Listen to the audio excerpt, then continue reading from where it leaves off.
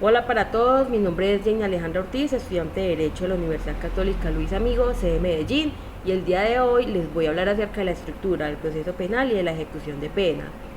Todo proceso penal inicia por una denuncia, por una querella, por una petición de oficio o por una flagrancia. Pero ¿en qué consiste cada una de estas? La denuncia consiste en que cuando una persona acude a la Fiscalía General de la Nación para poner en conocimiento un hecho delictivo, es decir, cualquier persona acude a la Fiscalía para poner en conocimiento este hecho. La querella se diferencia de la denuncia porque es cuando la persona que ha sido víctima del delito querellable acude a la Fiscalía General de la Nación para poner en conocimiento el hecho delictivo. En la querella es la persona que ha sufrido ese hecho, es quien debe acudir a la Fiscalía a poner en conocimiento. La petición de oficio es cuando un funcionario público pone en conocimiento de la Fiscalía el hecho que se constituye como delito o una conducta punible, y la flagrancia es cuando una persona es sorprendida mientras realiza la comisión de un delito. Es deber de la Fiscalía investigar los diferentes hechos y circunstancias de tiempo, modo y lugar para así poder definir si se constituye un archivo o una continuación del proceso penal. Y para ello es deber también, o es un requisito de la Fiscalía, tener en conocimiento o tener una certeza de la inferencia razonable de autoría. Pero ¿a qué hace referencia esta inferencia razonable de autoría? Esta inferencia consiste en que la Fiscalía debe tener certeza de la participación de una persona en una conducta punible. Posteriormente a esto, se dará paso a unas audiencias preliminares. Audiencias preliminares en el proceso penal colombiano son muchas, son diferentes, pero en este momento o en esta ocasión vamos a hablar acerca de tres. Entre ellas está la legalización de captura, la formulación de imputación y la audiencia de solicitud de medida de aseguramiento. La audiencia de legalización de captura tiene como principal finalidad de que el juez imparta legalidad en el procedimiento de captura de una persona, ya que se le está restringiendo el derecho a la libertad. Entonces es deber del juez impartir como esa legalidad de que no se realizó ninguna vulneración de ningún derecho durante la captura. La formulación de imputación tiene como principal finalidad de que la Fiscalía General de la Nación comunique al indiciado los cargos por los cuales está siendo investigado. Y la solicitud de medida de aseguramiento tiene como principal finalidad la imposición de una medida de aseguramiento al indiciado. Estas medidas de aseguramiento pueden ser privativas de la libertad o pueden ser no privativas de la libertad. Las privativas de la libertad son aquellas que se llevan a cabo dentro de un centro carcelario o mediante la detención domiciliaria. Y las no privativas de la libertad son aquellas, por ejemplo, como no salir cuando el juez le impone a una persona que no puede salir del país, o que no se puede acercar a una víctima, o que no la puede llamar. Esa es una no privativa de la libertad. Las solicitudes de medida de aseguramiento solamente aplican para aquellas personas que la ley considera imputables. Pero ¿qué es una persona imputable? Una persona imputable es aquella persona que tuvo conocimiento o tuvo conciencia, tuvo más bien una conciencia al momento de realizar la conducta punible. Estas medidas de aseguramiento no aplican para los inimputables. Para los inimputables son las medidas de seguridad, las cuales en ningún caso podrán tener un máximo o podrán exceder los 20 años. Posterior a las audiencias preliminares, se dará paso a las audiencias de conocimiento, las cuales son conocidas son competencia de un juez de conocimiento. Dentro de estas audiencias de conocimiento está la formulación de acusación, la audiencia preparatoria, la audiencia de juicio oral, la de sentencia y la de reparación integral. Pero ¿qué son cada una de estas audiencias? La audiencia de formulación de acusación, dentro de esta audiencia se realiza el traslado o el descubrimiento de aquellas pruebas por parte de la Fiscalía General de la Nación. La audiencia preparatoria tiene como principal finalidad de que el descubrimiento de pruebas por parte de la defensa. Aquí es la defensa quien descubre sus pruebas ante la Fiscalía. Dentro del juicio oral, dentro de la audiencia del juicio oral, lo que se realiza es la práctica de las pruebas.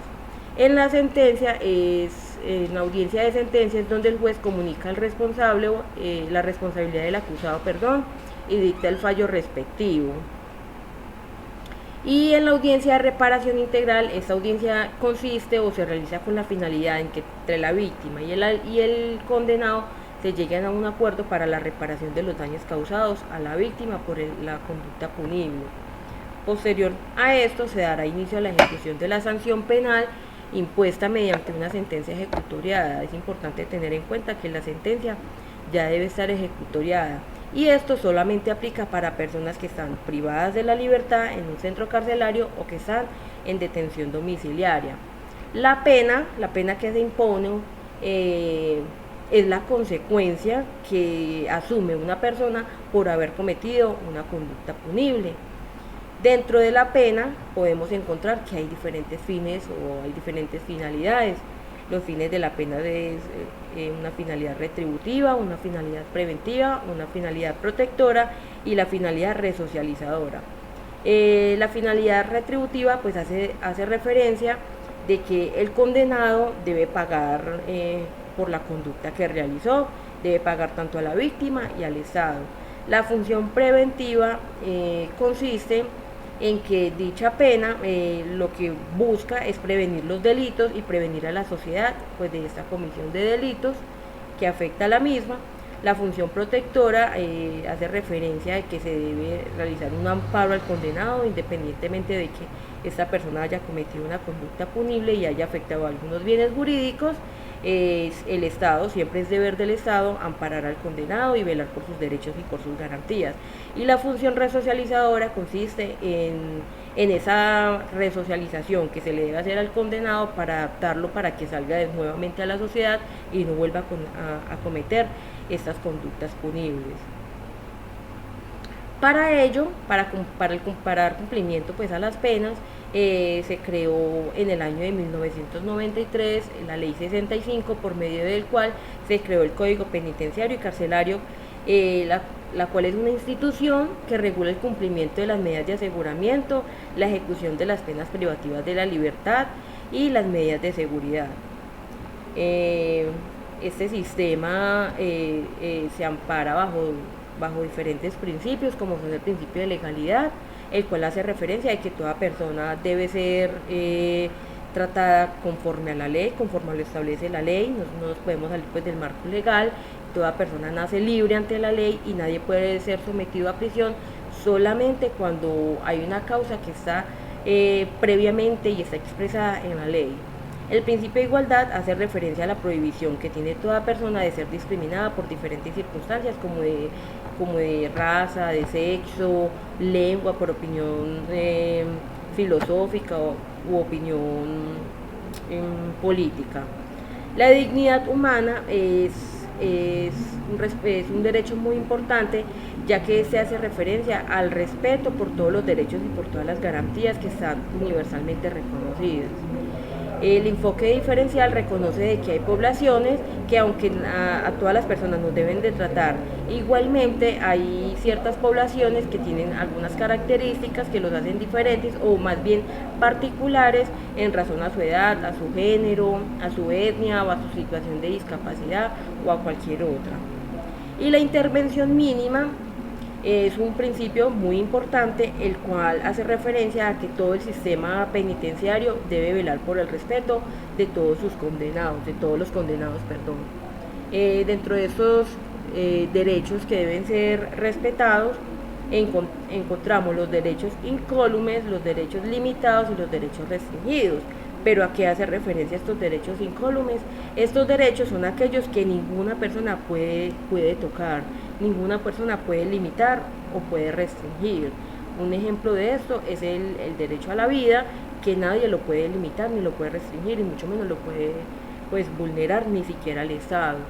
Los derechos limitados son aquellos derechos que se encuentran suspendidos. Entre ellos podemos encontrar como un ejemplo el derecho a la libertad. Los derechos restringidos son aquellos que en el momento se encuentran coartados debido al vínculo de sujeción que existe entre el condenado y el Estado, ¿cierto? Dentro de estos podemos encontrar el derecho al trabajo. El Sistema Nacional Penitenciario y Carcelario está integrado por diferentes entidades.